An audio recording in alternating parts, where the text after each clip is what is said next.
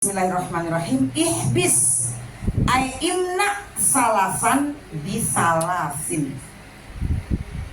Imna salasan minal khisolil mazmumah bisalasin minal khisolil mahmudah.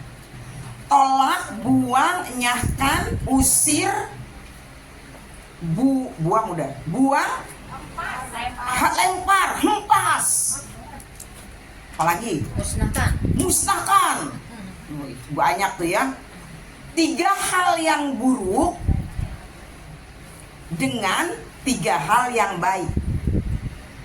Jadi ada 3 hal yang buruk nih yang patut kita tendang, patut kita buang, yang patut kita enyahkan, yang patut kita hilangkan.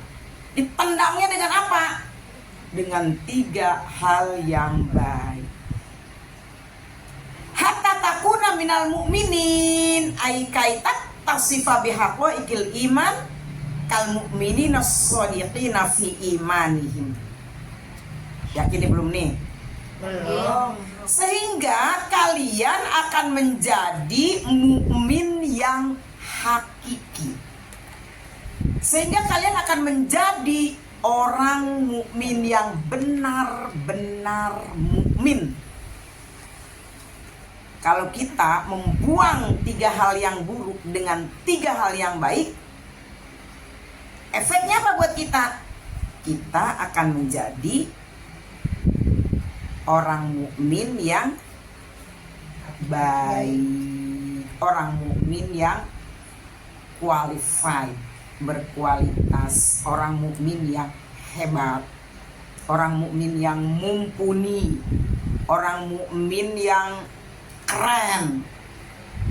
Kalau mampu nih, kalau mampu menendang yang 3 yang buruk dengan 3 yang baik. Oke, yang pertama apa? Yang pertama yang harus ditendang apa?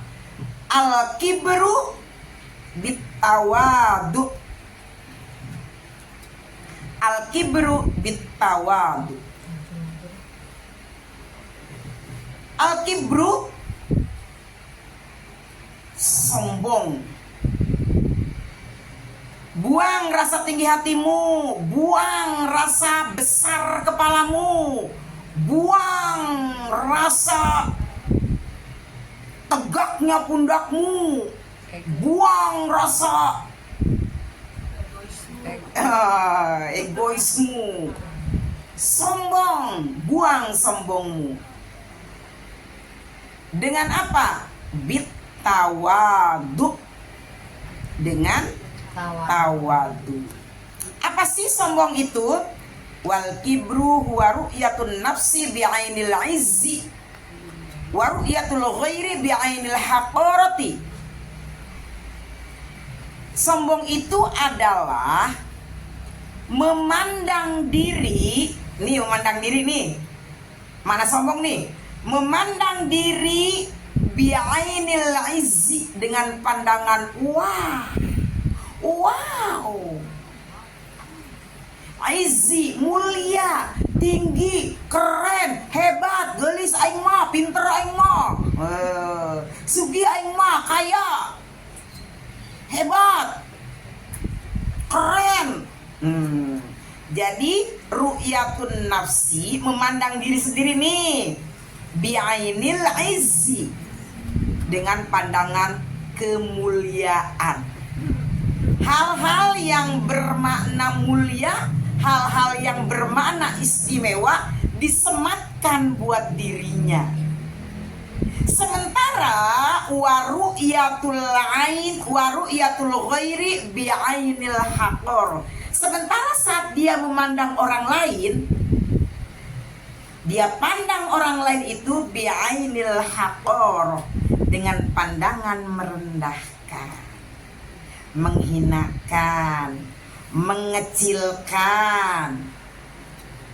Itu artinya sombong. Maknanya ya Bu ya, penjelasannya, penjabaran dari sombong. Apa tadi penjabaran sombong? Memandang diri dengan pandangan yang tinggi, mulia, keren, istimewa. Sementara saat melihat orang lain, saat memandang orang lain, itu adalah Idenya gede gini. Ya. Jelek amat lo. Bodoh amat lo. Miskin amat lo. Nah, mau yang rendah-rendah lah. Itu artinya sombong. Ya. Nah, ini yang harus kita camkan buat diri kita sendiri, karena tidak ada yang punya hak untuk berlaku sombong kecuali Allah.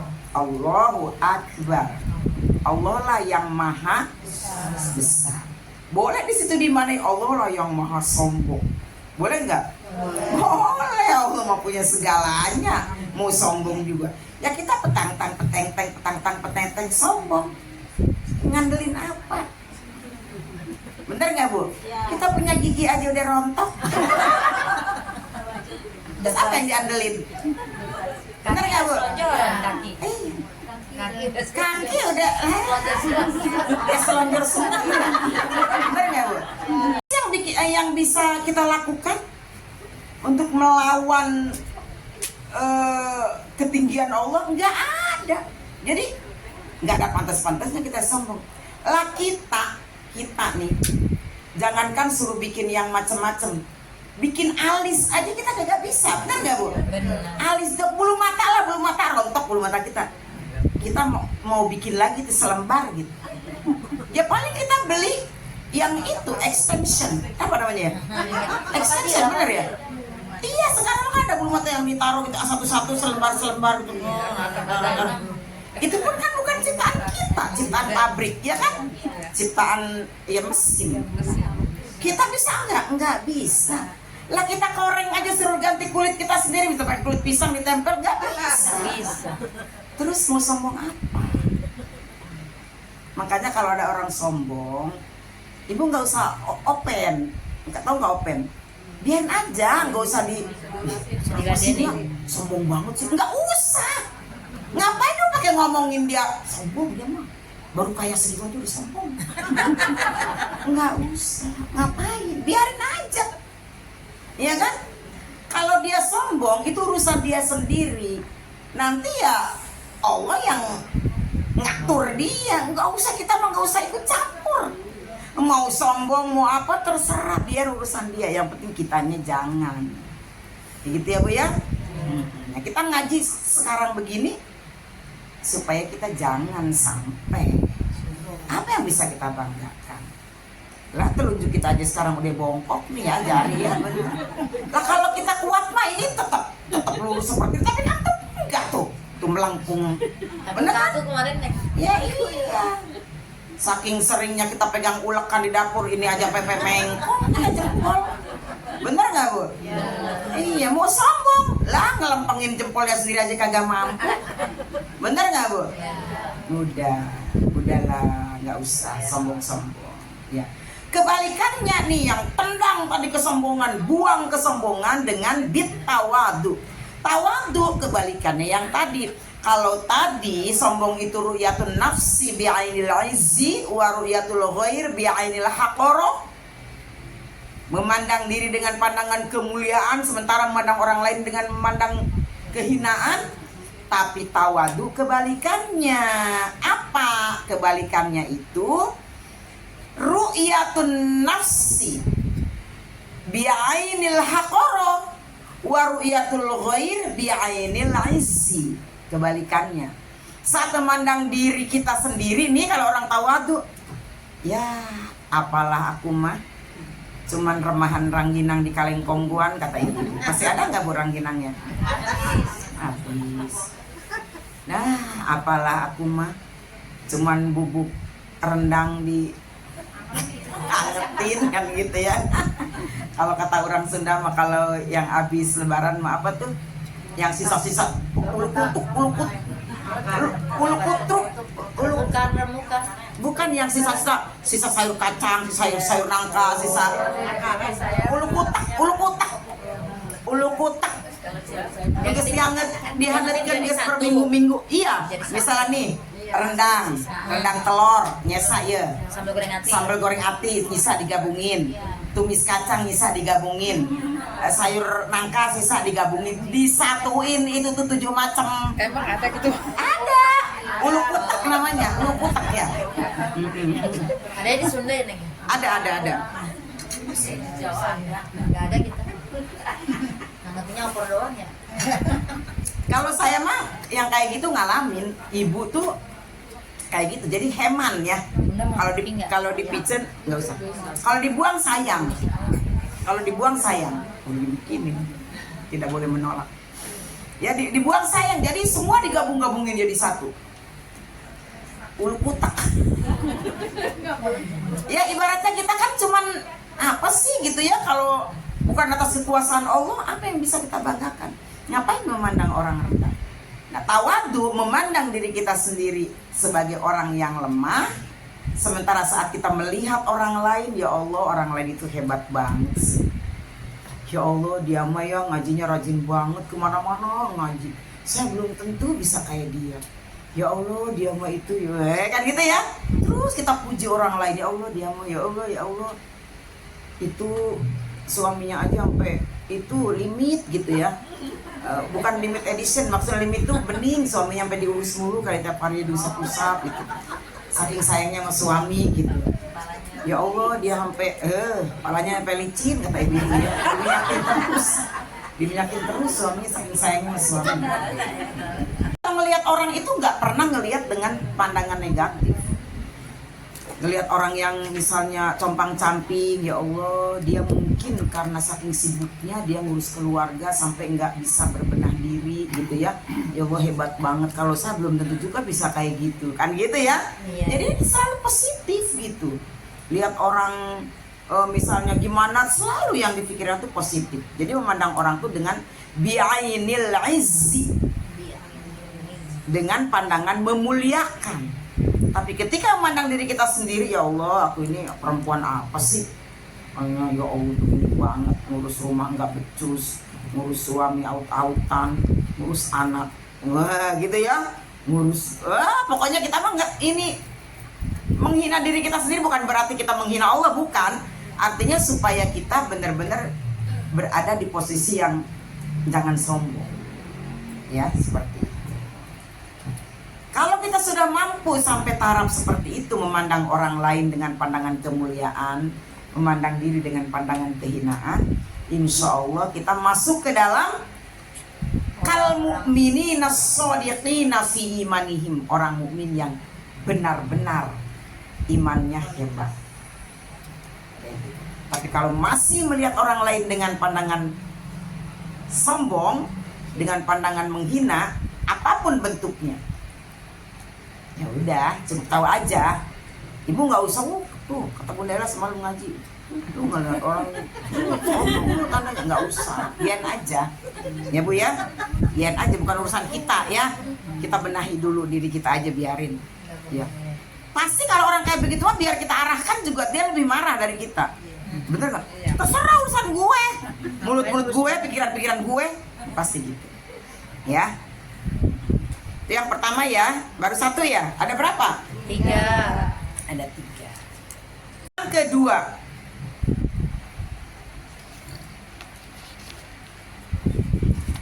wal hirsu bil qanaah. Wal hirsu bil qanaah.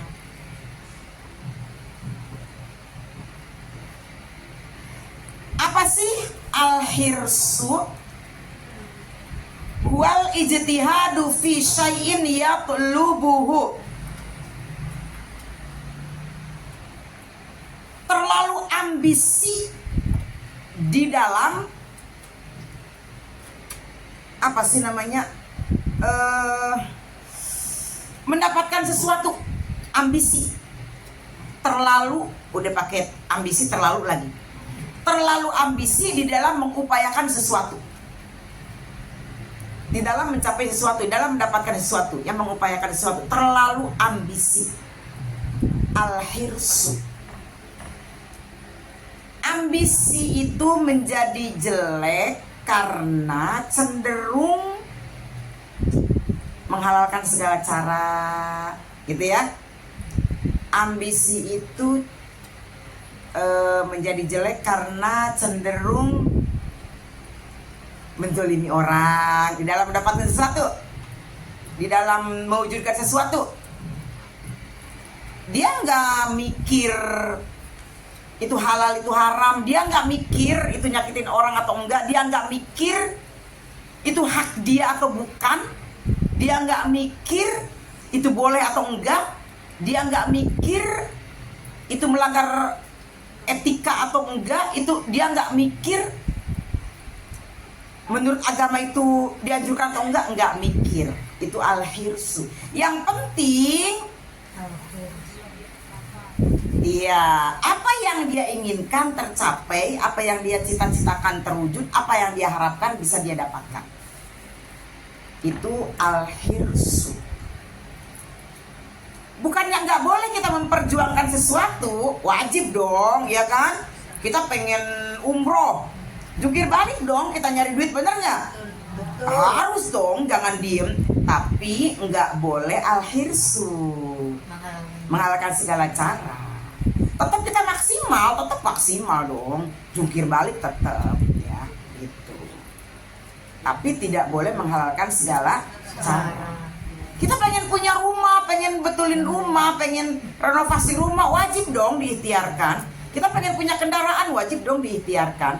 Ya, harus maksimal kerja kita.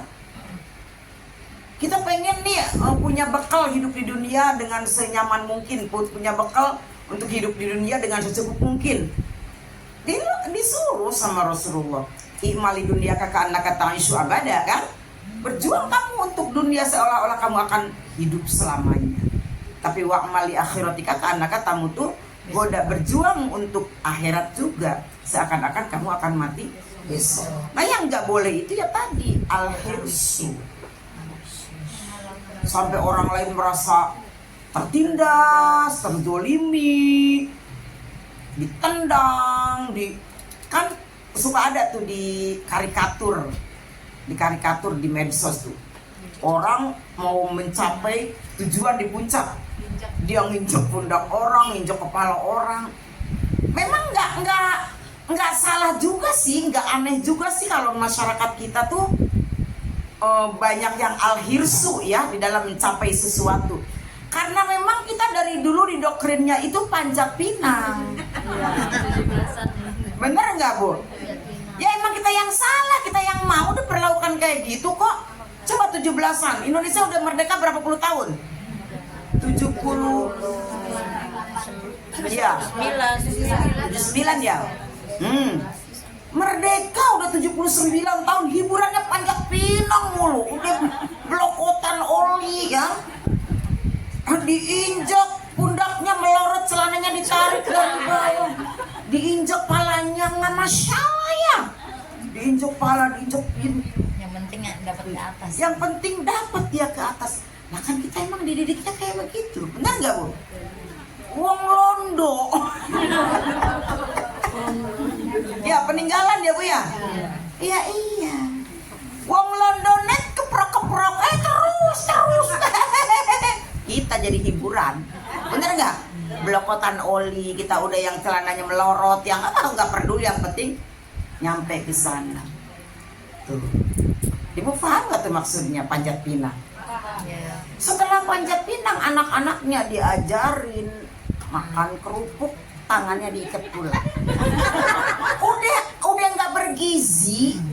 Kerupuk. Untuk mencapainya, untuk mendapatkannya diikat pula tangannya Bu. Masya Allah, timbang mau mendapatkan kerupuk aja ada. Kasihan bener ya. Coba Ibu. Bener Bu? Ibu suka pernah mikir gak sih kalau 17-an kayak begitu? Iya kan? Coba deh. Itu deh, pahami deh maknanya. Balap karung, apa pingsan ya kan?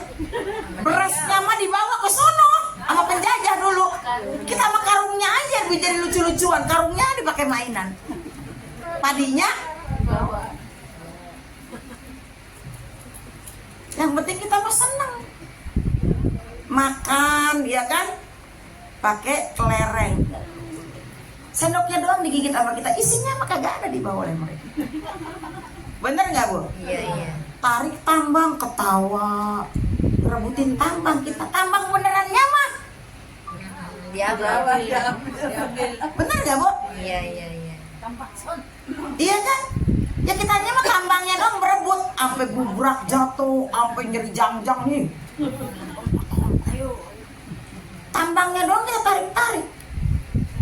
Hasilnya mah di sono. Sama penjajah zaman dulu ya kan? Iya. Sampai sekarang udah 79 tahun kita masih narik-narik tambang aja. Hasil tambangnya mana? Nggak tahu. Kita balap karung aja, isi karungnya mana? Nggak tahu. Kerupuk aja, makanya orang Indonesia mau kemana-mana tuh harus bawa kerupuk. Traveling ke Eropa, traveling ke mana, bawa kerupuk. Itu makan nggak pakai kerupuk? Enggak memang. Tapi kan pasangannya di sana udah beda. Roti bakar masa makan pakai kerupuk, pakai keju, pakai kerupuk juga. Supnya kan berbeda, nggak cocok makan pakai kerupuk. Tapi kemana-mana pakai kerupuk. Gitu Bu ya, Bu, saudara saya. Ya Bu ya, Bu, boleh kita maksimal mengupayakan, mengusahakan ya. Tapi jangan al-hirs. Mengalahkan segala Ya, cara. iya. Ditolak al-hirsu dengan apa? Bil qanaah. Bila Apa qanaah? menerima. Ar-ridho bil qismah. Qanaah itu adalah ar-ridho bil qismah. Senang, bahagia atas apa yang Allah anugerahkan kepada kita. Senang. Alhamdulillah, bersyukur Allah anugerahkan kepadaku suami yang baik, anak-anak yang baik.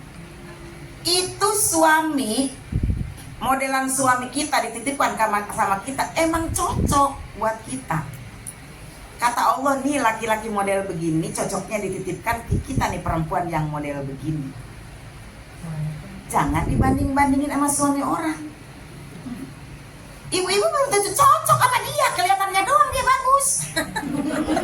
Kelihatannya doang. Itu Allah udah masanginnya dengan klop.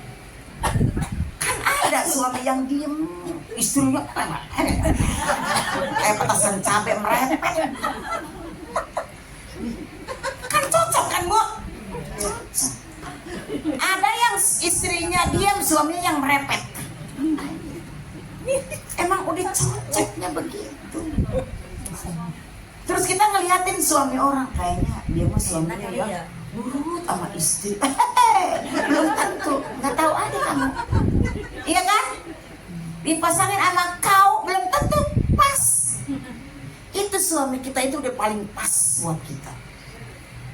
Udah nggak usah nengok sana sini lagi. Apalagi lagi usia lucu-lucunya kayak gitu, udah nggak usah lah tengok kanan tengok kiri. Kelilipan nanti. Ya, ya Bu. Udah cocok dulu. Anak-anak kita kayak begitu. Emang Allah udah ngeklopin punya emak kayak kita. Lah kita ngeliatin anak orang, kayaknya anak itu mah belum tentu, nggak tahu aja dalamnya, bener nggak? Kalau anak-anak dia menjadi anak-anak kita, belum tentu kita sanggup, kan gitu kan? Iya. Gitu. Jadi syukuri, qanaah tuh, hal-hal kayak gitu tuh harus nuncap di hati kita supaya kita merasa senang, merasa bahagia dengan apa yang Allah bagikan buat kita, yang Allah takdirkan buat kita. Apapun itu, jangan suka ngeliatin kehidupan di luar sana. Ya, dia mah enak ya. Ibu ngeliat kehidupan artis siapa gitu, itu di garasinya mobilnya 27. Iya kan? Iya. Sampai kayak di Showroom. iya, kayak kata saya ini mall apa rumah? Tempat parkirnya aja di basement. Bawah. Di basement, turun ke bawah. Di halaman rumahnya aja masih muat 15 mobil kali. Di basement lagi ada. Katanya sih 27, 28 gitu ya muat lah. Bu, kita kalau dikasih kehidupan kayak gitu mungkin kita pingsan, Bu. Nggak cocok kita.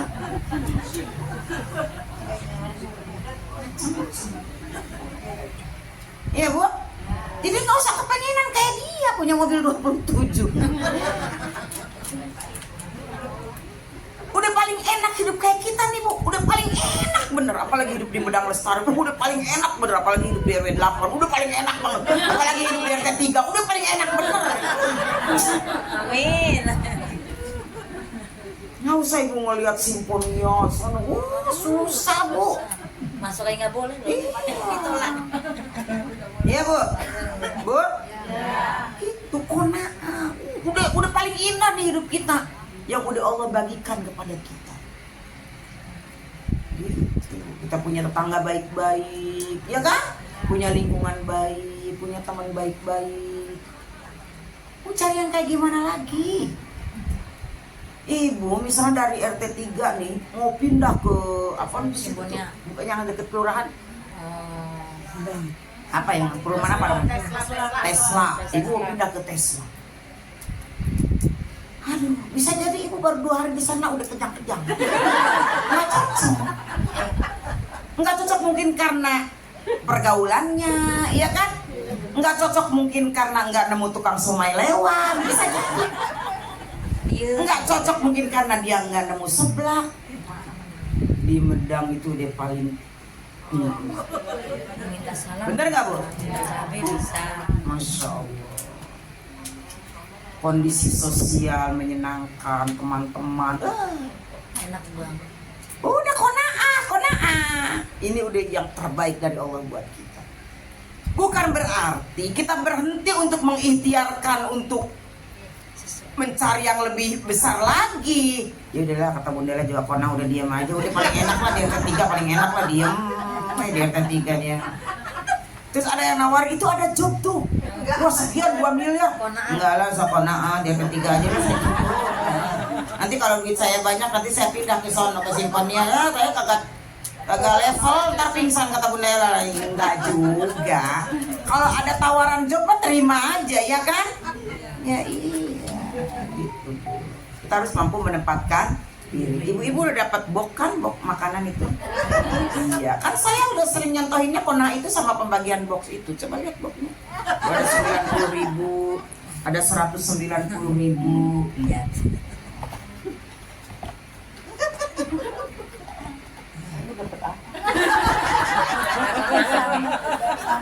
Sama ya.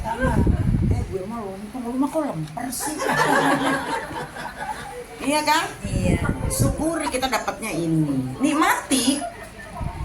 Menikmati itu benar-benar fokus pada apa? Ini arti menikmati nih Bu ya. Menikmati itu artinya fokus pada apa yang Allah bagikan kepada kita. Bukan saat kita di sini minum kopi, contoh doang nih minum kopi. Bismillahirrahmanirrahim.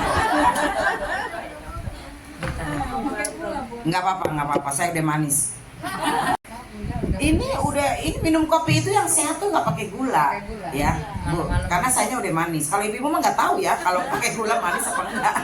Tuh, nggak pernah lagi orang lain. Contoh, Bu. Saat kita menikmati, kita minum kopi. Bismillahirrahmanirrahim. Masya Allah, Americano. Kan di kafe itu American ice. Apa sih namanya? Penggemar kopi atau Kopi Americano, kopi ice. Pokoknya intinya padahal mah kopi kapal api. kopi kapal api diseduh, diencerin sedikit kasih es batu. Pakai Americano. Es americano. Es Americano, ice Americano. Americano ice coffee. Americano ice coffee. Padahal mah kopi kapal api diseduh, kasih es batu, nggak pakai gula. Americano ice coffee 40.000.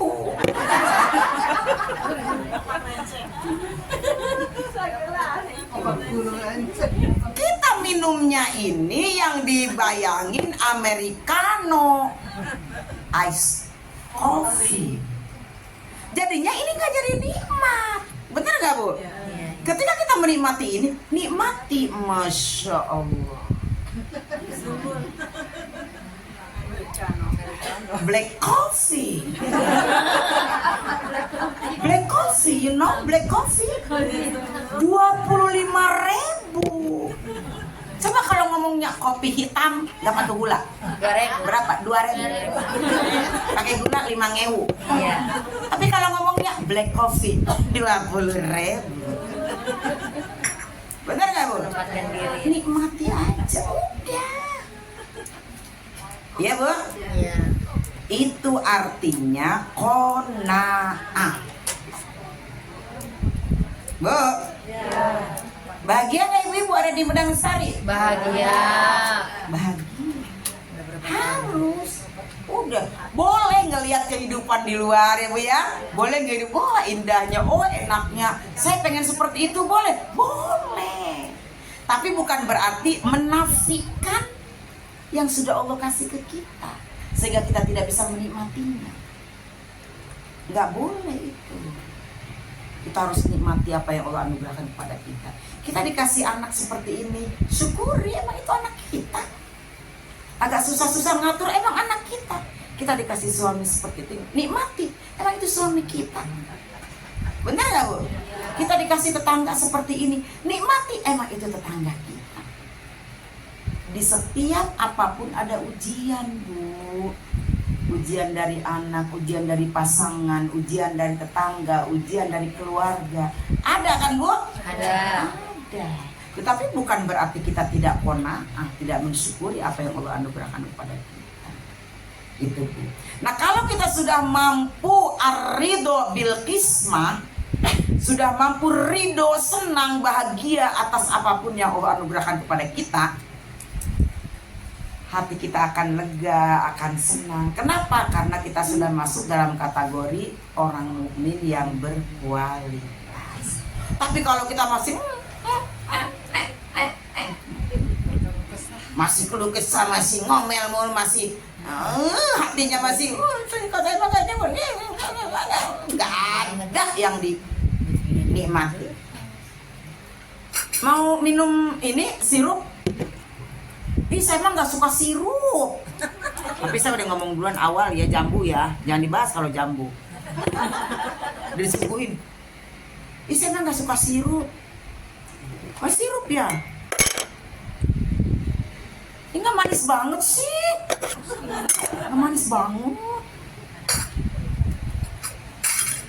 Saya blokin. Itu orang nggak qanaah, Bu. Nanti jangan dikasih lagi ya. Nah, kalau ke rumah ibu jangan disuguhin. Kalau nggak nyobain nggak apa-apa sih. Lu kalau mau milih aja ke dapur belum bikin kopi, teh susu, teh ela, ayah di situ. Ya, Bu. Orang nggak qanaah, kita manusia pun sebel. Apalagi ya, Bu, nggak ada syukurnya. Dikasih yang bulat pengen yang lonjong, dikasih yang lonjong pengen yang gepeng, dikasih yang gepeng pengen yang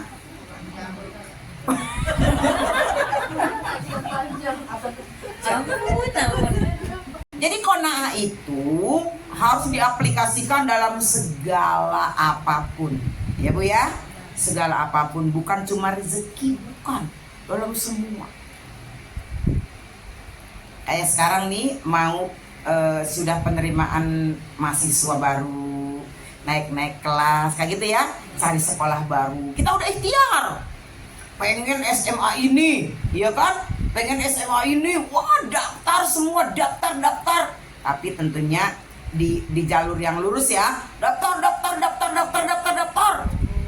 Nggak terima. Dapat deh, blok kesini dapat nih. Alhamdulillah. Kita yakin ini yang terbaik dari Allah. Karena kita udah ikhtiar. Jangan diem, nggak usah lah, biar aja sedapat-dapatnya aja. Nggak usah diikhtiarkan, jangan. Saya mau kuliah, wah kan kita pengennya nih grade 1, grade A, kampus ini, mau dong. Grade B, nggak taunya dapatnya yang grade C. Mending grade F gitu. Alhamdulillah, nggak apa-apa, ikuti aja. Rezeki mah bukan karena dia kuliah di swasta atau di negeri, betul nggak, Bu? Rezeki mah bukan karena dia gelarnya ini gelarnya itu, bukan. Ya Bu ya. Ya. Jadi proses sekolahnya, proses kuliahnya nikmati aja, tenang. Kalau kita berprosesnya baik, qanaah, tawakal, nah Allah akan kasih jalan keluar. Jadi di segala bidang, di segala hal, qanaah itu wajib kita bawa agar kita selalu bisa menikmati setiap momen, setiap langkah, setiap apapun. Ya, setiap hari yang kita lewati harus kita nikmati. Dengan apa? Dengan qanaah. Kalau kita melewati setiap hari dengan qanaah, pasti kita akan selalu bahagia. Ya Bu ya? Bahagia. Ya kita yang emang lagi lucu-lucunya tambah lucu. Kenapa? Karena senyum terus, nggak ada rasa gimana, ya Bu. Kalau kita nggak qanaah Bu, pasti kita ngeliatin orang terus. Isi itu tuh suaminya gajinya berapa sih? Kok bisa ya dia tiap tahun ganti mobil ya? Kok bisa dia ya? Anaknya sekolah di anu, padahal bayaran di anu tuh sebulan tuh 30 juta loh. Sedangkan dia anaknya sekian, dia sekolahnya di sekolah elit semua. Itu emang dia apa sih? Wah, hati-hati. Itu bisa merusak pikiran, merusak rasa, membuang energi, ya kan? Ya. Dan Dan energi yang terkuras untuk hal yang negatif itu jauh lebih. Ya Bu ya? Ngurasnya energi itu kalau dipakai untuk hal kayak gitu. Jadi kita aturan tadi lucu jadi malah jadi malah menyeramkan. Ya Bu? Iya. Bu? Ya. Udah enjoy, bahagia, senyum. Ih si Anu kayaknya hidupnya enak banget, alhamdulillah. Mudah-mudahan rezekinya menular sama aku. Enggak sama aku, anak-anakku nanti. Kayak gitu ya Bu ya? Ya. Positif. Oke, lanjut. Nah ada kaitannya nih dengan yang nomor 3 nih omongan kita tadi barusan. Wal hasadu, enyahkan hasad, enyahkan iri, enyahkan julid. Mau tahu urusan orang? Bin nasihah. Apa sih hasad? Wa huwa tamanni zawali ni'matil mahsud ilal hasid. Hasad itu berharap kenikmatan yang diterima oleh orang lain itu hilang atau berpindah kepada yang menghasudi. Menghasudi. Itu baru beli motor lagi. Biar aja ntar juga motornya hilang. Itu hasud loh. Hasud itu memang ngeri. Tidak cuma rasa, tidak cuma perasaan, tapi action. Ada action. Kadang-kadang ada action. Oh, ntar dibaret lah mobilnya, ntar pentil motornya, pentil motor ya Bu ya,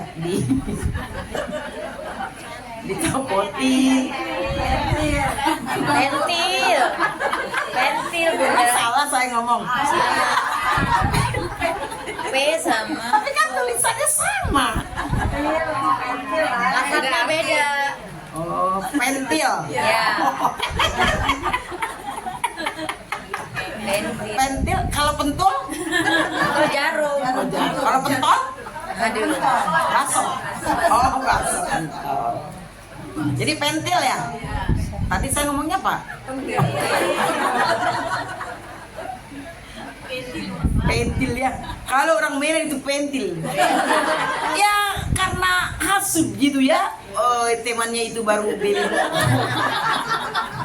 Pentil motornya.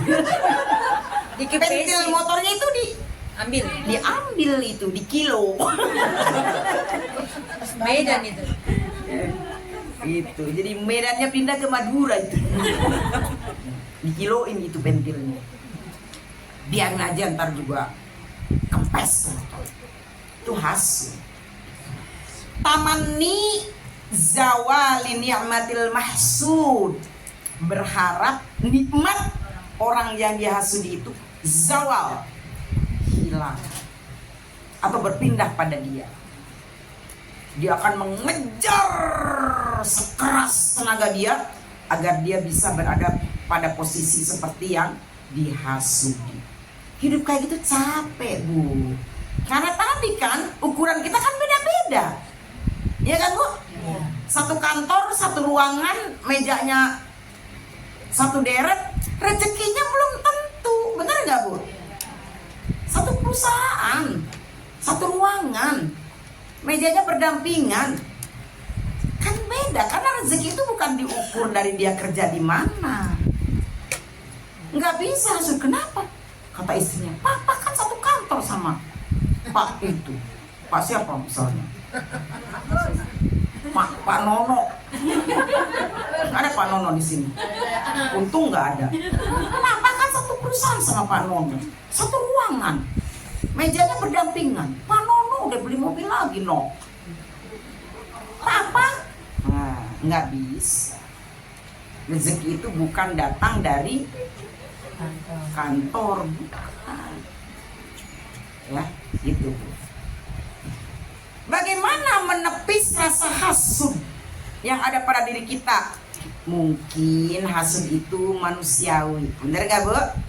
Ada rasa. Iya ya, kok dia bisa ya? Sama-sama makan nasi, sama-sama suka jajan di warteg. Kok dia bisa ya kayak gitu? Kok aku nggak bisa ya? Tapi dalam pandangan negatif nih kalau hasud mah ya. Tepis, buang rasa itu, nyahkan, hancurkan, leburkan, tenggelamkan. Kalau kata Bu Menteri, oh tenggelamkan. Tenggelamkan rasa hasud itu kalau mulai tumbuh dalam diri kita. Dengan apa? Bin nasihah. Dengan apa? Nasihat. Nasihatin di diri kita nih. Lu jangan sembarangan dong nuduh-nuduh orang ini. Sadar dong. Bin nasihah. Dengan nasihat. Nasihatin diri kita. Hati-hati. Jangan sampai rusak diri lu gara-gara hasud. Jangan sampai rusak pikiran lu gara-gara hasud. Kita sadarkan hati kita, kita sadarkan diri kita nasihatin diri kita. An-nasihah di sini bukan cuma sekedar menasehati, an-nasihah. Tetapi kita juga harus mendoakan diri kita, ya Allah, ya Allah, ya Allah, buang rasa hasud dari diriku, ya Allah. Ya Allah, ya Allah, hadirkan selalu hal-hal yang positif dalam diriku, ya Allah. Hadirkan selalu hal yang baik dalam pikiran saya, ya Allah. Hadirkan selalu hal-hal yang indah dalam pikiran saya, ya Allah. Doa sama Allah, minta sama Allah. Jangan sampai kasih tempat nih. Jangan pernah dikasih tempat nih hati kita nih untuk hal yang negatif. Jangan. Itu, Bu. Karena hasud itu virus. Iya, Bu? Dulu kita pernah membahas tentang penyakit hati. Nggak akan saya tanyakan, pasti belum. Tentang penyakit hati, virus yang bisa menjadi makanan setan. Kenapa setan di dalam hati kita itu, walaupun kita sudah istighfar, sudah la haula wala quwata illa billah, sudah baca al-ikhlas, sudah baca ayat kursi, katanya kita makin kesetanan. Karena makanan setan masih bertumpuk dalam hati kita. Itu yang disebut virus hati, penyakit hati. Di antaranya hasud. Kenapa kita kalaupun sudah astagfirullah, astagfirullahnya kencang tapi matanya melotot, giginya gemeretak. Setannya belum hilang, malah setannya makin mencangkrem dalam hati. Karena di dalam hatinya banyak makanan setan. Kan saya analogikan waktu itu, setan itu ibarat anjing. Kalau kita punya makanan anjing, anjing itu kita megang tulang atau megang daging, anjing itu akan terus mengejar kita kan? Dia nggak mau lepas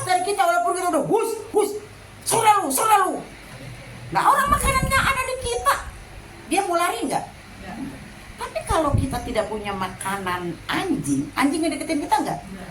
Setan juga sama. Kalau dalam hati kita makanan setan tuh masih banyak, nempel, diantaranya hasud, ya setan mana mau keluar, dia tambah mencengkram.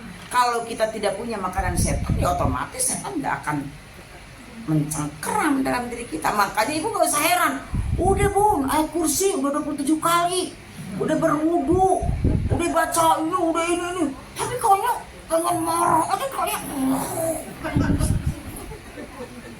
Ya iyalah, kan dalam hati kita masih banyak makanan setan yang belum kita bersihkan. Gitu kan Bu? Bener nggak Bu? Kita kan ngerasa kan, kata temennya istighfar. Iya gue istighfar,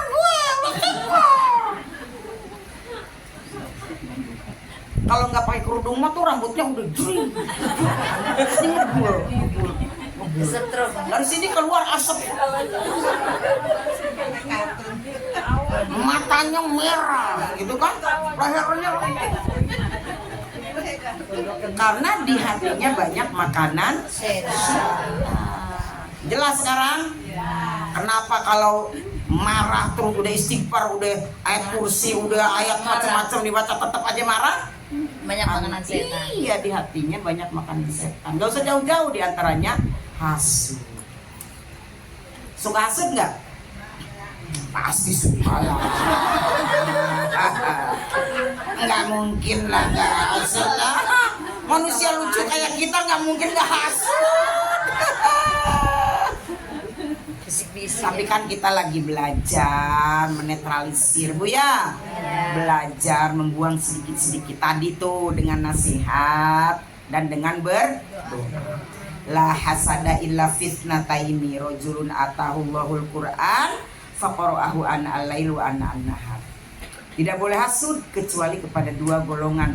Pertama, wajib kita hasud kepada orang yang pintar baca Quran, dia ngaji terus. Ya Allah, dia pintar banget sih ngajinya, ya Allah saya pengen kayak dia, ya Allah. Terus kita belajar deh.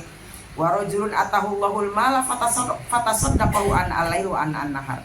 Yang kedua, wajib hasud kepada orang kaya yang rajin bersedekah. Kaya, hartawan, dermawan. Makanya kalau punya anak namain hartawan dermawan. Udah kaya, dermawan. Ya Allah, tuh orang kaya banget ya, tapi ya Allah bro, gak ada sayangnya. Siang malam dia ngeluarin duit kan gitu ya. Ya Allah, aku pengen kayak dia, ya Allah. Kita ikhtiar, kita usaha biar kaya kayak dia dan biar dermawan kayak dia. Itu wajib ya. Selain itu nggak boleh hasud. Oke? La yajtami'u fi jawfi abdi al-iman wal hasad. Bu, udah ngantuk? La yajtami'u.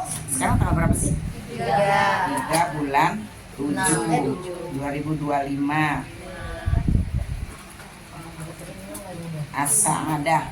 Bu, la yajtami'u fi jawfi abdin al-iman wal hasad. Tidak akan pernah berkumpul di dalam pribadi seorang mukmin hasud dan iman sekaligus. Nggak akan.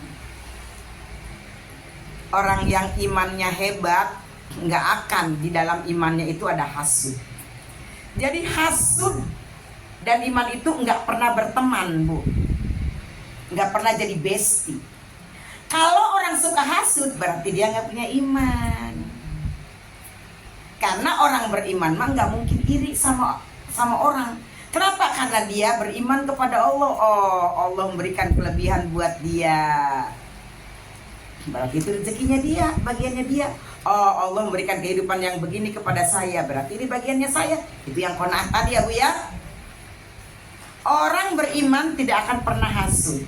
Sebaliknya, orang yang hasud berarti dia nggak punya iman. Karena dia tidak percaya dengan takdir Allah, qada dan qadar Allah, ya kan? Orang yang suka hasud kan berarti dia nggak yakin, nggak beriman kepada qada dan qadar dong. Iya, kenapa sih dia lebih kaya dari gue? Kenapa sih dia lebih cakep dari gue? Kenapa sih dia lebih beruntung dari gue?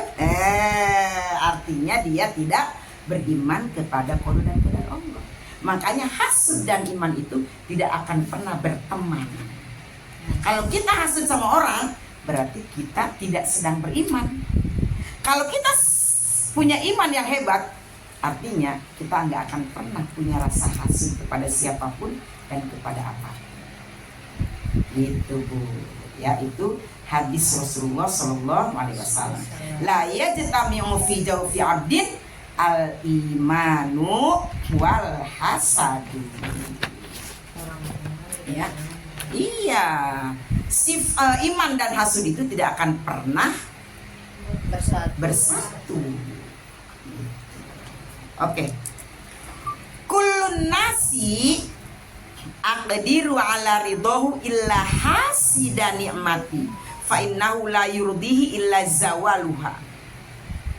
Nih Bu, semua manusia Allah sukai, semua manusia Allah cintai, semua manusia Allah sayangi, illa hasida nikmati, kecuali orang yang hasud kepada nikmatku.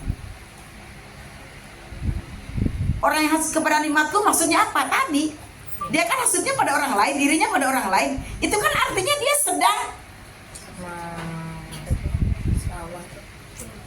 sedang mengkomplain Allah.